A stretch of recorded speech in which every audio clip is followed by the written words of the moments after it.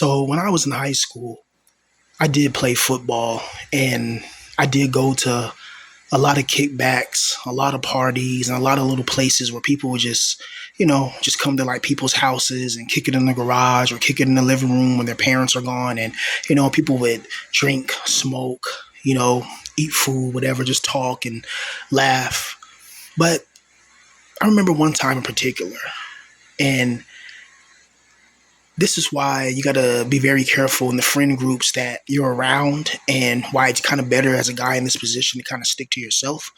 Because sometimes in friend groups, there's like internal wars. There's like hidden jealousies. There's like, you may know that this person, one of your friends may like the other friend's girl on the low, or maybe he was trying to get with her before, and then he got with her, and then it was never properly addressed in the open. And they get you caught up in some mess, right? And what I noticed, is that a lot of these people, they don't even care about guys like you, like guys like us in this position. They don't care about our thoughts and feelings when we don't want to go certain places. But anyway, this is back in like 10th grade, right? So I get invited to this little kickback, with like one of the homies or whatever. But then I remember like an hour before, like the homie that invited me to like the other homies kickback or whatever, because he's supposed to be bringing the beer or whatever. They're supposed to play the beer pong and all that stuff or whatever. But long story short, they got it. They got into it, so I had to find another ride there. Now, mind you, I didn't really know that until I actually got there, because I thought the other person was going to be there. The person, the homie that invited me, because the other friend, he didn't really invite me per se, but it was just like, I guess you can come if you want, right? But it was these two ideas, and they're the ones that end up getting into it. So long story short, I go to the little kickback or whatever, and immediately I feel this weird tension. And this is why, like, when I was a NEET for a decade, I kind of feared going to a lot of places. I kind of didn't feel like I fit in to a lot of social places because I get anxiety. It's like before you go to a party, before you go to a kickback, I don't know about you guys, but I get anxious. I look in the mirror, I brush my teeth, I brush my teeth like extra, I make sure my hair is combed, when I had hair, I put some cologne on, I make sure I took 2 showers. I made sure that I was on point. And I started to think, okay, if I see a cute girl there, what's going to happen? What I'm going to say to her, I start overthinking it. But I go to this kickback and the atmosphere is just off. And I'm like, what the hell? I see people kind of like looking at me, kind of mad dogging me a little bit. I'm like, what the hell? But no one's really saying anything to me. And the homie whose party it was, he had gotten to a fight with the homie that invited me to this kickback at all, but like, since I was kind of one of their close homies, me showing up there is not going to be too weird, Then one of the other homies actually brought me to this little kickback. But long story short, man, I remember, there were some females there, right? And, everybody smoking, everybody drinking. And then, finally, like the homie's party or whatever, he kind of acknowledges me or whatever. It's like, hey, man, a kick a flow, man, rap. So, I kick a flow, whatever, and then got a couple of these girls interested, because when I was younger, I was a really good rapper, right? That's what I thought was going to be my life path in this life. I thought I was going to be a rich and famous multi-millionaire rapper. That's what I wanted to do in my life. I don't know what you wanted to do with your life, but that's what I wanted to do with mine. Make music for a living, use my voice, and be able to make money with my voice and be able to travel the world, But, so kick a flow, whatever, the girls like it or whatever, and then that's when, people that's when people who are guys who are like wallflowers or whatever, they start to come over and try to talk to me. They try to, because if you're a good rapper, everybody wants to rap in front of you now. Everybody want to freestyle and all that. And then there's one girl's like, hey, can you roll my blunt? And this is what I mean, that the demiurge loves to take you down when you're already feeling good and you're feeling happy. So this girl asked me, like, hey, can you roll this blunt for me? And she has me a pack of these blunt wraps or whatever. And so I'm thinking I'm the man. I'm like, yeah, I'm a big rapper. I got these pretty girls around me, I may get lucky tonight, So I'm thinking like that, right? So I knew something was off as like as soon as I opened up the blunt wrap. You know how you open up the blunt wraps, and sometimes the blunt wraps are like really really stale, and you have to like blow on it. You know what I mean? And just you got to be like, you got to blow on this side of the blunt wrap, flip it, blow on that side of the blunt wrap so it can get more moist so you can actually roll it. So long story short, I wasn't really paying attention, because I was kind of talking to the homie, and this one girl was like saying something, whatever, and so as I'm like rolling it, or whatever, it literally like breaks in half, and I'm like, fuck. But no one notices yet. And I'm like, shit, this is my first time really meeting these people. And this girl's cute girl. She's like a Latina girl. She was cute. Told me to like roll the blunt for her and all that. So I'm like, well, shit. And then when I actually try to like to roll the blunt, the damn thing breaks and it makes me look like an amateur. It makes me look stupid. So long story short, my friend was like, hey, bro, where's the blunt? Light that blunt, because he wasn't really paying attention. He's like, what the fuck is that? When he finally looked, what's that, bro? Bro, you fucked the blunt up, blah, blah, blah. And he like makes like a big deal. And I'm thinking in the back of my head, like, what the fuck is going on? You know what I mean? You know what I mean? And I'm like, bro, just chill, man. I can go to the store, get a nug, I can get some swishers or get blunt wraps. It don't matter. Nah, bro, blah, blah, blah, blah, blah. Now you guys always be messing stuff up and blah, blah. I'm like, you guys, like he start like yelling at me in front of the females, and I'm type of guy, I don't really like that shit too much, bro. I don't like being yelled at in front of females and somebody trying to get uppity with me because they drinking a little something something, and then they think they can just talk to you any type of way. Because usually I was a quiet person for the most part until I really got mad. That's when people really left me alone. But he was on one, started yelling for me in front of females. And this one girl was like, yeah, she's like, how hard is it for you to roll the blunt? What the hell, blah, blah, blah. I remember this one Hispanic guy, I think his name was Elmer. I remember he was cool at the beginning of the night, but he was like, what he say? He was like, hey man, freestyle by, he said, hey, freestyle by how you broke the blunt and you can't roll blunts and blah, blah, blah, blah. I'm like, bro, like, nah, man, it was just too dry, and then like, what made it even bad is that one of the female, one of the girls there, like she was rolling up a blunt like the same time, and she rolled it up pretty much perfectly with no issues. So it made me look even more bad, and that's when they kind of like, really started looking at me a certain way, and then everybody kind of just started talking shit, and I'm just like, wow. And after a while, bro, I just got quiet. I was like, all right, man, you know what I mean? I was like, all right, cool, whatever, and then what I can't stand is when girls actually add more fire to the situation, right? Like this girl was like, look, he's quiet now. He's not saying anything, da, da, da, da. And then like they start laughing and snickering, like, oh look, he thinks we're talking about him, da, da, da, da, da, and then she's like, well, we are, and I'm just looking like, why do girls do that? And that's not even my worst situation at these kickbacks or at these parties. But what I was mad about is that pretty much, my quote unquote friend at the time, he thought that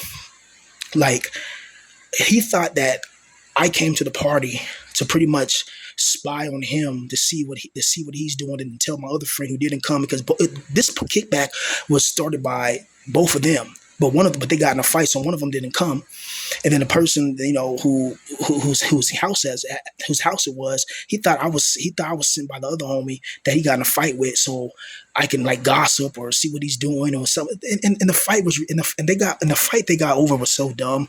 It was about like putting money on like the beer and money on the food and stuff like that, and then the homie didn't want to pay pretty much, and so they thought that I was there to be a spy or something. It's just stupid. That's why I don't like dealing with fucking people, bro.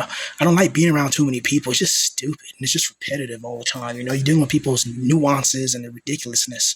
But so I got embarrassed pretty much bad that night, and I kind of just, kept to myself. But there's other nights too. And then I think that all these parties or whatever, all these kickbacks that we used to go to when we were younger, they're pointless.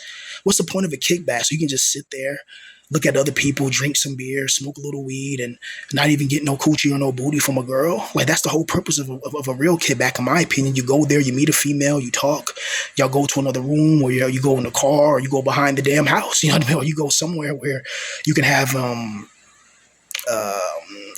adult activities take place with some sexual alleviation.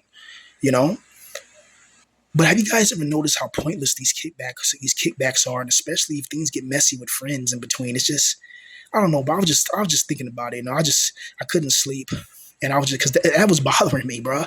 I'm like, you know, I can't believe that I got like I humiliated myself by not being able to roll a blunt. Like, and you gotta understand, before that, I've rolled hundreds of blunts before that night. So I don't know. I was just off that. I was already anxious. I kind of didn't really want to go in the first place, but kind of got suckered in or peer pressured in to go. And then I go there and get humiliated in front of girls where I can't even roll a blunt in front of them. But there's been countless times I was by myself with nothing, and I rolled perfect blunts. I rolled perfect joints. But when I get around females, I start getting clumsy. And that's another thing too. Is when I go to these kickbacks, when I go to certain places where there's a lot of people, I get clumsy for some reason. I start dropping things. I start tripping over things. I start being anxious. I start having these thoughts in my head. I lose. I don't know what it is. I think it's the damn demiurge or somebody doing some type of dark magic on me. Every time they see me, they want me to fail so they can keep on looshing me. You know, um, it's it's ridiculous. But think about it though. When you go to like a kickback or a party, what do people do? Some people dance with girls and play beer pong, whatever, whatever. But for the most part, people are just sitting around or standing around talking, right? And they're not talking about anything. They're talking about nothing. They're talking about school. They're talking about football practice. They're talking about the coach yelling. They're talking about, maybe some cheerleaders there are talking about cheer practice. Or I remember this one girl. She was talking about how cheerleading is a sport, right?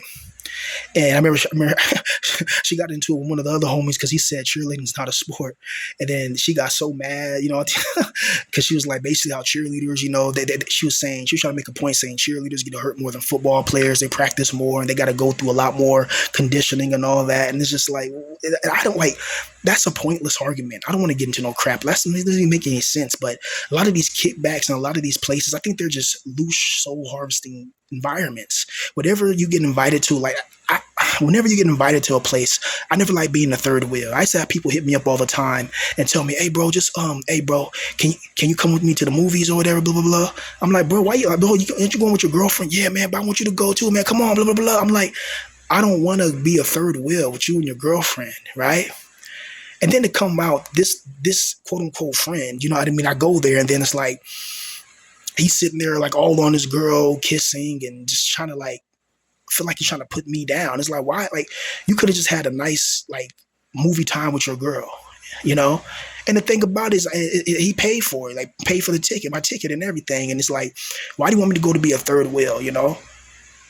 Oh, just come on, just come on. It's just, and then you go to these places and then you don't get treated right. And this is why guys like us, we get practically trained not to be around a lot of people. We get practically trained not to want to go to social environments. I can tell you so many freaking stories, but then I'm gonna start ranting and the videos go, then YouTube going, our policies and rules and regulations. So I gotta, I have to, talk within the code, right? But I don't know what it is about human nature where you see somebody struggling, you're going through it, and then people like to pile on you and keep on attacking you and kicking you when you're down and out. Human nature is ridiculous, but I don't know, like clubbing and partying and things of that nature. I don't like. I've never been a club person like that, bro. Never. I've never been somebody that went to kickbacks like and just got so happy and excited. Like usually when I go to kickbacks and these parties and stuff, like it's like I'm peer pressured to be there most of the time, And even when times I said no, people will still pull up to my house. Like I had people literally like pull up to my house, knock on the door and ask for me. And I'm like, I'm like, just, like tell them I'm not here, but they see my damn lights on, so they keep on calling. I'm like, fucking all right, you know. And then like on the way to the kickback or the party or whatever, we smoking a blunt in the car on the freeway or whatever. And it's just, and sometimes that makes it even worse at times. Cause when you see when you're high and stoned out of your mind and you see a beautiful girl and in a new environment and you're kind of anxious and nervous, it can either do one or two things. It can either give you the strength to talk to that girl or it can just take away your confidence instantaneously, and that's one thing, man. It's one thing when you're a guy like this that never really had proper good female experiences. When you need drugs or you need alcohol to feel inebriated so you can feel like you can just even function. That's how you know this life is to hell. But I don't know, bro. I was kind of just a lot of these experiences, they don't make you into a people person, right? They make you into a person that wants to stay away from people, you know?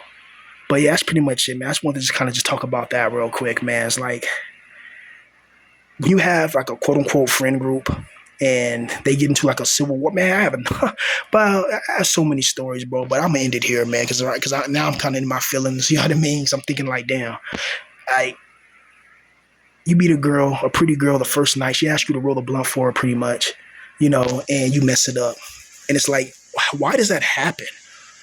Like, does the universe really does not like me? Like, and